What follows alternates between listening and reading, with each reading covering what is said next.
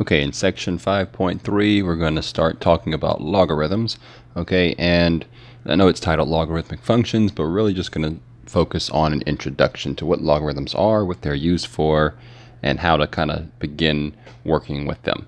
Okay, so the first thing to know about these things, these logarithms, is what they are. So let's say you had an equation that looked like this. You had some number was raised to some power, and whenever you multiplied it out, it equaled something. Okay, this right here is an exponential equation, and we're not necessarily, we haven't done a whole lot with this, but we recognize this, right? Exponential equation.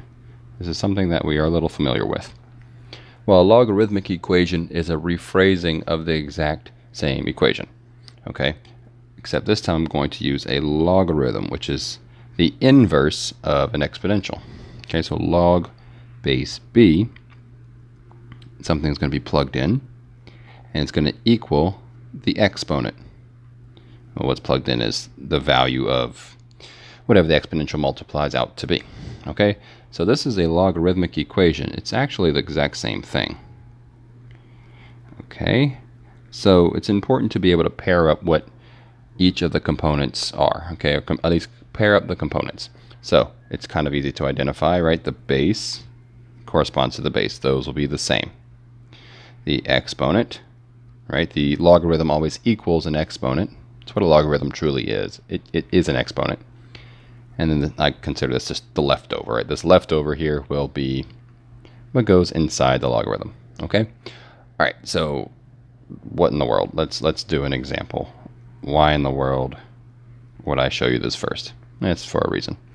Okay, so let's write 5 to the negative third power equals 1 over 125. Let's write this as a logarithmic equation.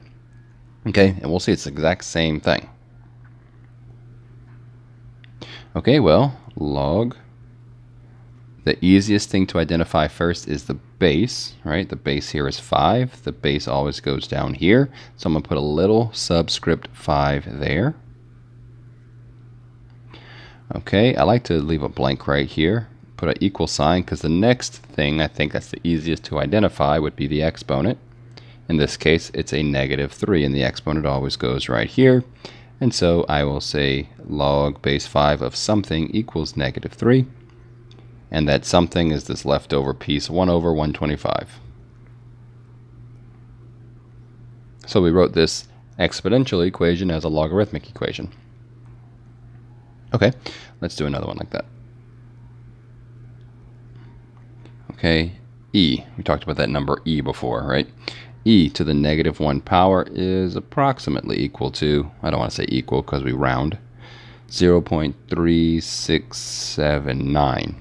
Okay, well, if I want to write that as a logarithmic equation, okay, log, first thing that's easiest to identify is the base. In this case, it's e. The exponent is negative 1. That's what this thing is going to be equal to, negative 1. And this 0.3679 goes in between. And let me say, if I said this is approximately equal to, I'm going to say approximately equal to here. It's not a big deal. I'm just trying to be consistent with that. Okay, so that's writing exponential equations as logarithmic equations. Okay, well, we can go the other way with this. Let's say instead we had a logarithmic equation. Oh, wait, I'm not done with this other one. Almost forgot the most important part. Log base e is a very, very special case. Okay, we talked about, I believe in the last section, 5.2, we talked about how e is a very naturally occurring number. It's a very important number in that sense, so the logarithm is just as important.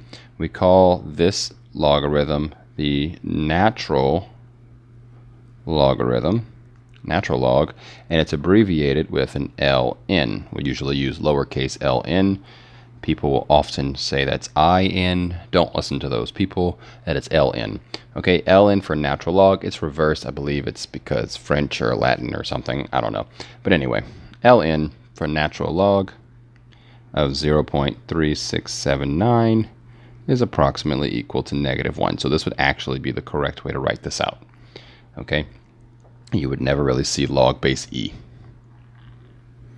Okay, anyway, notice there's no base written because it's implied, right? If you put L in, we know that the base is e. Okay, now I can move on. Example 3. I brought that up because this one's also a special case. Log of 7 equals, approximately equals, 0.845. Alright, so a couple things. First of all, sometimes you'll notice that there's parentheses here. Sometimes there are no parentheses. It doesn't actually matter. They're understood to be there. Okay, so don't be surprised if you see it written either way. Notice, though, I don't know what the base is. Okay, I don't know what the base is. If I want to write this as an exponential equation, I should first identify the base, then the exponent, and then equals whatever. Base, then exponent. But there's nothing there, right? It's blank. Okay, that's because it's another special case. If it's ever blank, it's understood that that's a 10, right? We work with base 10 all the time. That's our favorite set of numbers to work with, base 10. Okay, we don't usually work with binary, right? Base 2 or anything like that. Base 10. So, although it's not given to me originally, I would say 10 is my base. It always equals the exponent, so 0.845. And this equals, or almost equals, the 7. Okay. Should do another one of those. Okay, we're given a logarithm here. Let's see, ln 0.38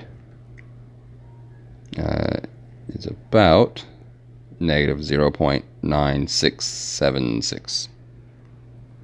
Okay, well, identify the base, e, right? Natural log, base is e. Identify the exponent. That's what it's always set equal to. So -0.9676.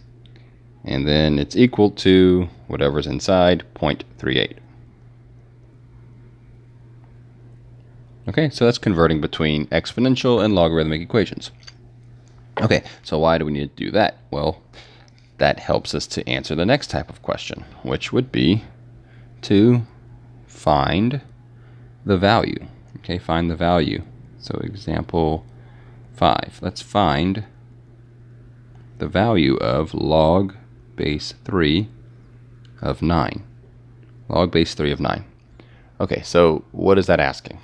Well, that's essentially asking you log base 3 of some number 9 is equal to something, right? I want to know, what does it equal?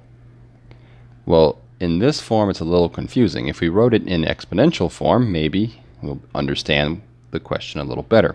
So I'll say, okay, the base is 3. The exponent is my unknown here. And it equals the interior 9. So really what this question is asking me is 3 raised to what power equals 9? And maybe that's something you can do in your head, right? 3 to the second power equals 9. Right, so writing it as an exponential equation makes it a little bit easier to find the value. So what's log base 3 of 9? It's 2. Okay, let's do another one.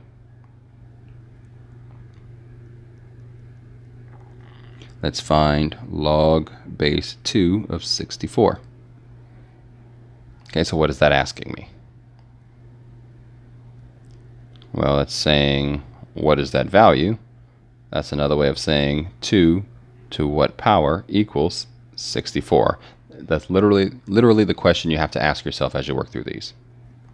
2 to what power equals 64? Maybe you know that off the top of your head. Maybe you don't. That would be 6. Right, 2 to the 6th power is 64.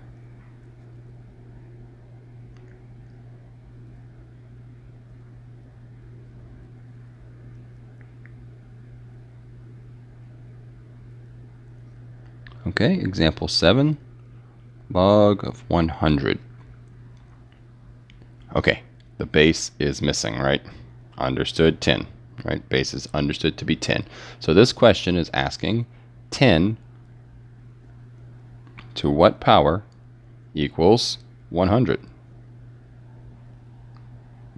Yep, that'd be 2.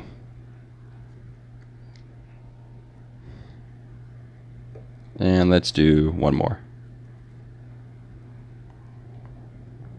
Nah, let's not do natural log. Log base 8 of 2. Alright, this one's a little tricky, because you can write this as 8 to some power equals 2. Sure. But this is a little weird, right? So you'd have to think about 8. What is 8? Think about that. Well, 8 is the same thing as the cube. Well, let's say that like this. Don't actually know how I want to write this out. So I'm going to remove the arrow so I don't confuse myself here. The cube root of 8 is what equals 2. The cube root of 8 is what equals 2. Okay? And so you have to remember that if you're dealing with roots, that's the same thing as having an exponent that's a fraction. Okay? So in other words, this is the same thing as 8 to the 1/3 power equals 2. So log base 8 of 2 is 1/3. Okay, just a quick off to the side here, in case we haven't gone over this in a while. Remember, if you raise something to the 1/2 power, that's the exact same thing as the square root of x, right? The square root of it. If you did the 1/3 power, that's the same thing as the cube root, and so on.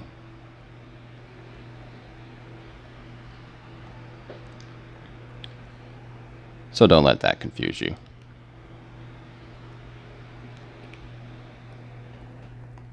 Okay. Finally, the last thing in this section is what to do with those logarithms that don't work out very nicely. Something like log base 4 of 25. Because you can rewrite that all you want, right? 4 to some power is equal to 25. But 4 to the second power is 16. 4 to the third power is going to overshoot 25 by a good bit. So what do I do, right? Well, that's where we need a little formula. And so this is what's called the change of base formula.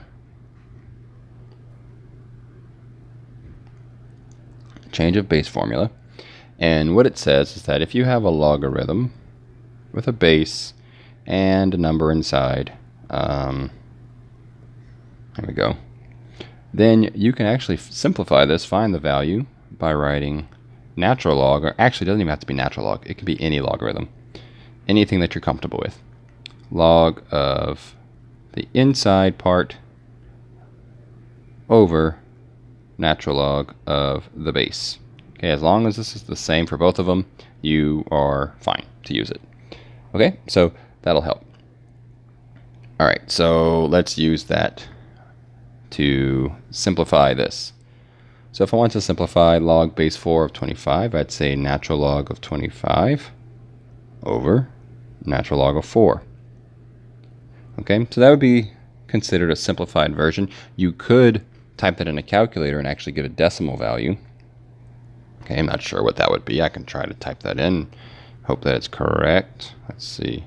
Natural log of 25 divided by natural log of 4. Typing it in my phone calculator here gives me 2.3219. Okay, so we'll go with that. That seems about right. And so what that means, of course, is that 4 raised to the 2.3219 power would be around 25. Okay. Let's do one more of those.